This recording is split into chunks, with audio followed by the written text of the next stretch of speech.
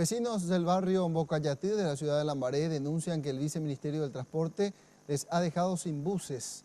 Afirman no saber qué hacer, principalmente en el momento en que reinicien las clases y los chicos deban ir al colegio. Anteriormente el barrio Mbocayatí de Lambaré contaba con 2 líneas de colectivos que bajaban por Bruno Guyari, con dirección al centro, el 92 y el 93.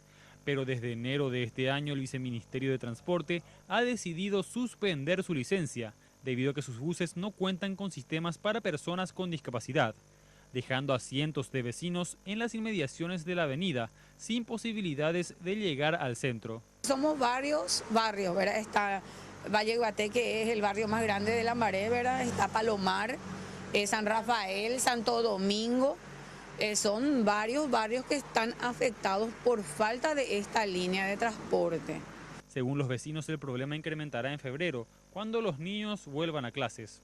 Porque tenemos chicos que entran en el Colegio Fernando de la Mora, la Vocacional, República de Colombia, República Argentina, Comercio 2, Presidente Franco, Celsa Sperati. Tenemos varios chicos que entran en distintos puntos en el centro. ¿Por qué razón? Porque somos padres que trabajamos en el centro y le llevamos con nosotros a nuestros chicos para mayor seguridad. A estas horas se lleva a cabo una reunión con el viceministro de Transporte. Si no llegan a un acuerdo, amenazan con cerrar la avenida Bruno Guyari este viernes a las 19 horas.